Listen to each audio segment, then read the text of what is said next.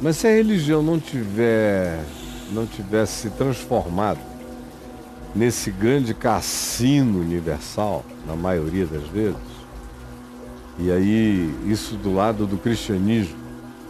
O cristianismo é um grande cassino universal, a ênfase é em dinheiro, sempre foi de Constantino para cá essa sede de poder e de dinheiro que caracterizou o cristianismo e continua caracterizando, e a maior teologia popular do cristianismo é a teologia da prosperidade, que é a teologia de Deus e o dinheiro.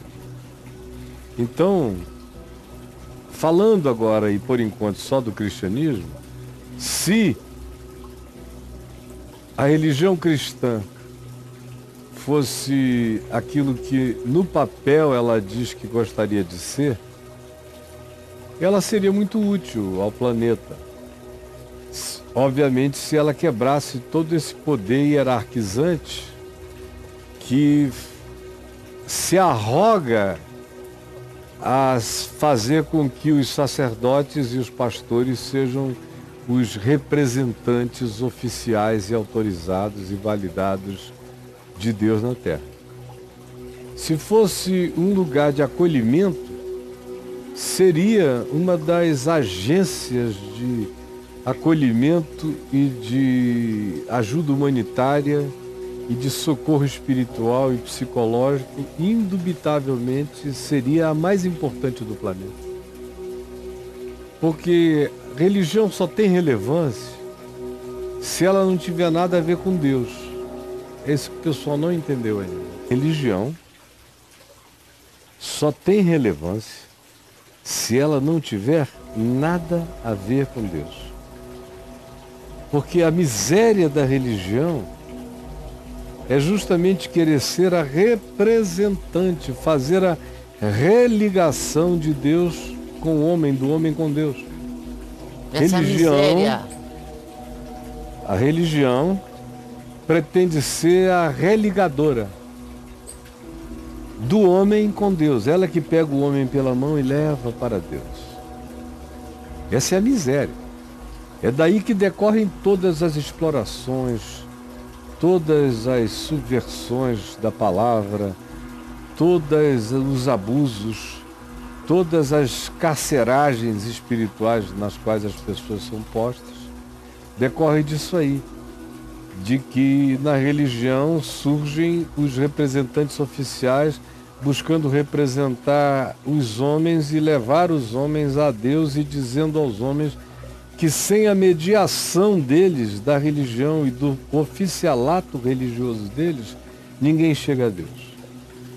Por isso, fora da religião não há salvação.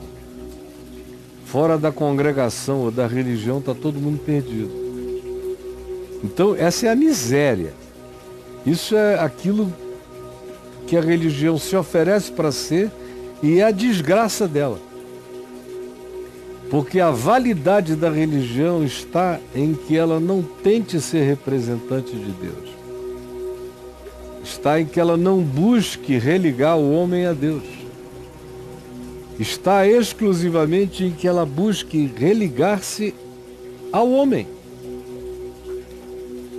A verdadeira religião não tem nada a ver com Deus, tem a ver com o homem encontrando o homem de igual para igual e com compaixão e misericórdia. Essa é a religião que vale.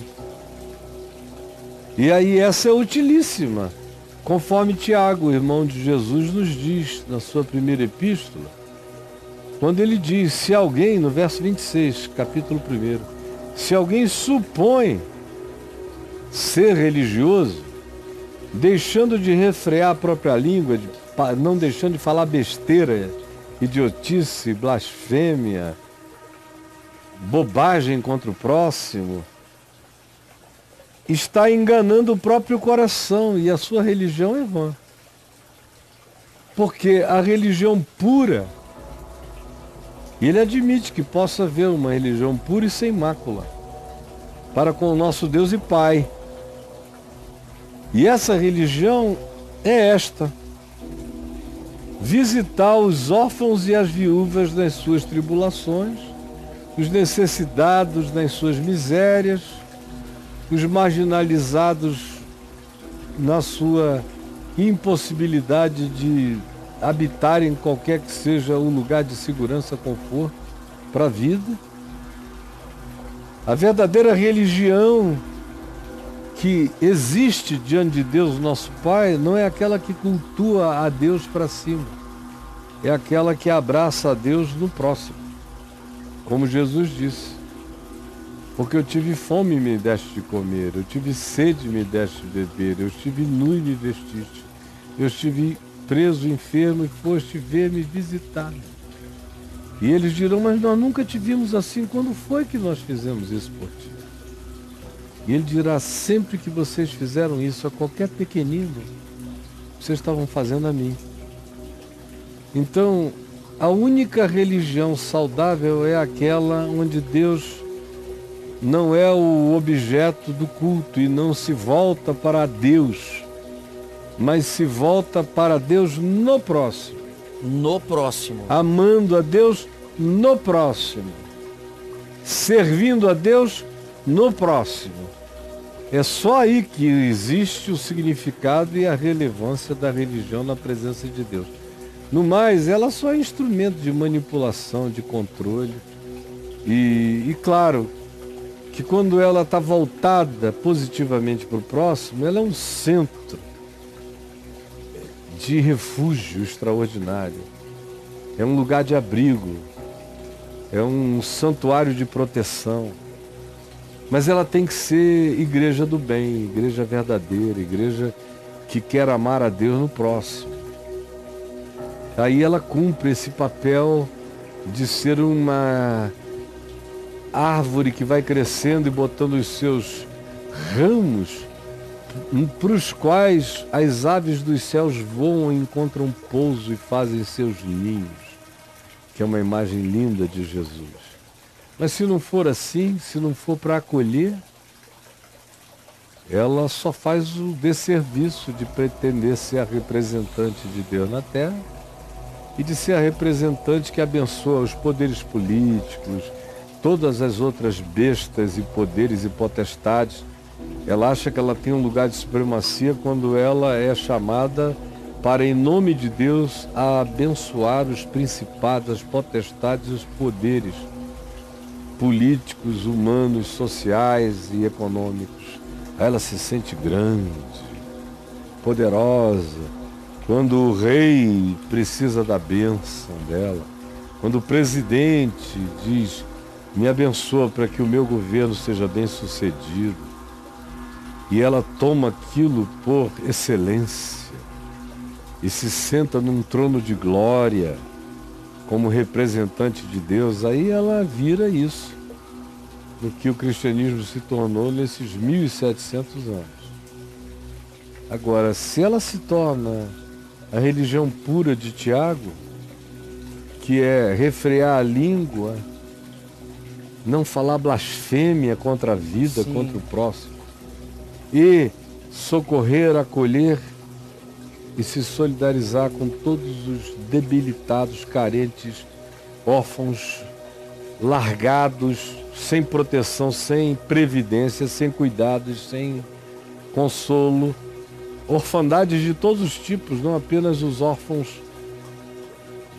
que não têm pais físicos, históricos, mas os órfãos que, mesmo tendo pais biológicos, progenitores concretos, são pessoas que vivem em estado de orfandade psicológica e espiritual, sem amor, sem acolhimento.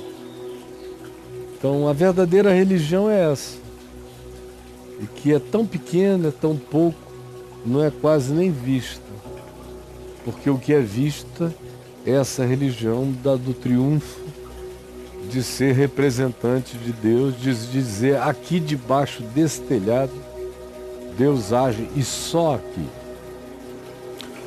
Existe uma comunidade sequer no mundo que tenha esse tipo de conceito que você está falando? Sim, existem.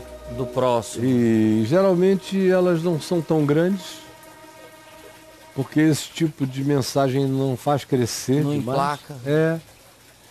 Não dá poder na tua mão, não chama ninguém para negociar com você o poder que você adquiriu com as cabeças de crentes que você agora tem, são como gado no teu curral, é isso que te empodera. Agora, servir o pobre, o necessitado, o desesperado, carrega muito menos poder e interesse. As pessoas precisam, mas uma vez que não lhes esteja doendo, elas fogem até da contemplação daquilo. A maioria quer se alienar de qualquer que seja o processo de sofrimento observável, próximo de si. O altruísmo não atrai pessoas, né, Caio? Não, o amor também não. A bondade, a misericórdia, a compaixão, a generosidade não atrai quase ninguém. Cada dia menos. É.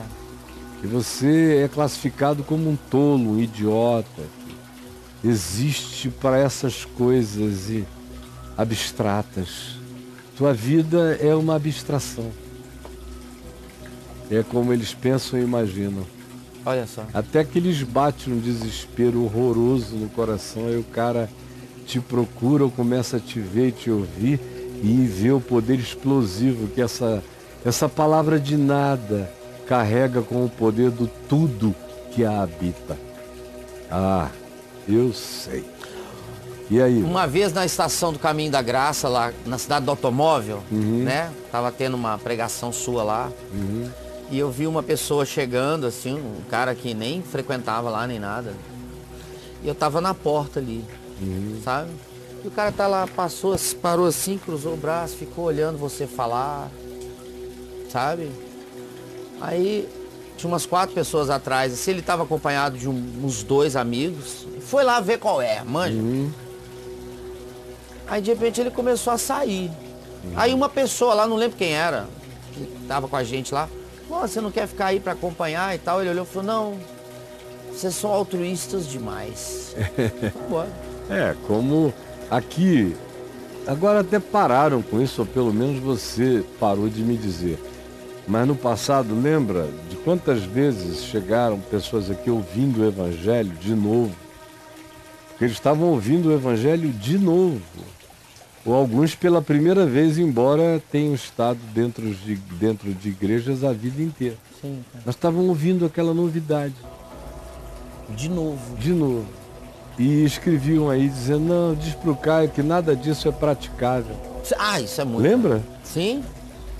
Que o que ele está dizendo é impossível, é impraticável. Impraticável.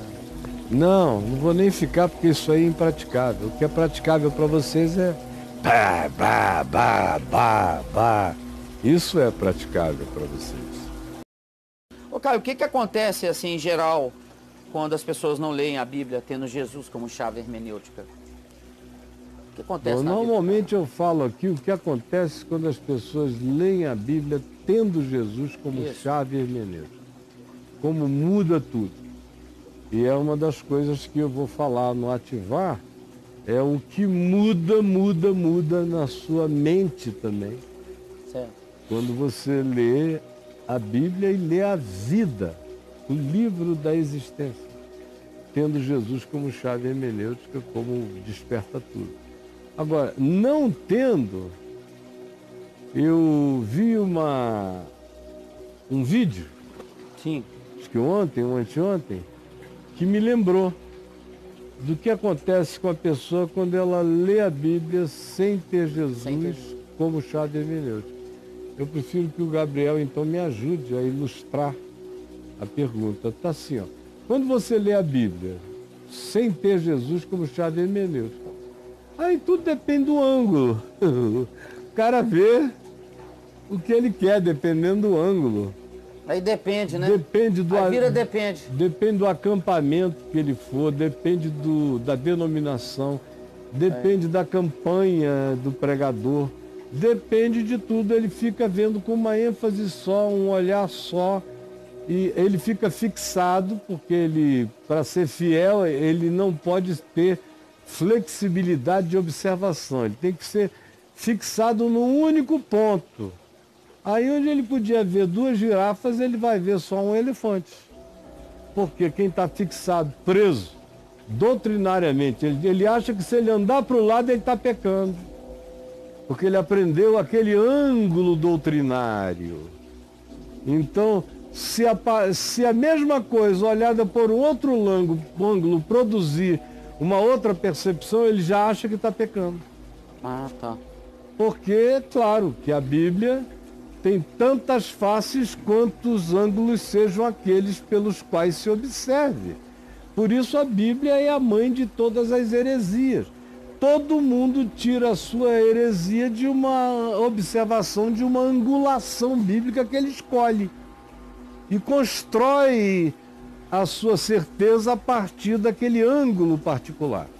Agora, quando Jesus é a chave hermenêutica, é o oposto disso. São aquelas ilustrações como a daquele carro velho, sim, que o Gabriel tem lá dentro. É o oposto. É o oposto disso aí. Então você lê a Bíblia, pega a Bíblia, vai ler. Mas Jesus é só um personagem aqui. Pau a pau com Moisés, isso, 0 a 0. Eu já vi até gente, Braulio, que diz, olha, nosso Senhor Jesus foi quem me salvou. Mas quem mais eu admiro é Moisés. Mandaram essa? Muitas vezes. Porque ele trouxe as 7 pragas, as 10 pragas. As 10. Ele atravessou o Mar Vermelho. Já pensou aquele homem, a glória do cara brilhava de dia e de noite. Ele é massa. Ele usava um véu na face. Olha o tamanho que ficou Jesus, né? Aí vai, Jesus, nosso Senhor maravilhoso, nos salvou na cruz. Mas Moisés é um cara da pesada. Isso, Moisés é massa. Extraordinário. Sim. Olha, na realidade, se eu pudesse escolher alguém para ser, eu ia querer ser Moisés. Isso, cara. Eu já ouvi. Eu não acredito. Alguns pastores que me disseram, se eu tivesse que escolher alguém para ser... Eu ia ser o Moisés. Eu ia querer ser Moisés. Aí me perguntavam, e você? Eu digo, eu prefiro ser eu mesmo. Sim. Mas não podendo ser Jesus, sim, eu quero ser alguém que pareça muito com ele. Sim. Aí o cara, mas quem? Eu digo, Paulo tá longe ainda, mas é o que mais parece. Interessante, Paulo. Mas Paulo não, é pedrada, cacete, não sei o quê. Pô, Paulo era campeão demais. E os caras não, eles querem ser Moisés, Elias. E Davi, quiseram já, cara? Dá sim, já Davi mandaram sim. Davi pra Davi, cima? porque Davi é gostoso. É, o Davi, né? Davi é um cara gostoso. Quem é que não quer ter aquela personalidade? Sai no cacete e vence. As mulheres adoram. Davi é gostoso? Davi é gostoso.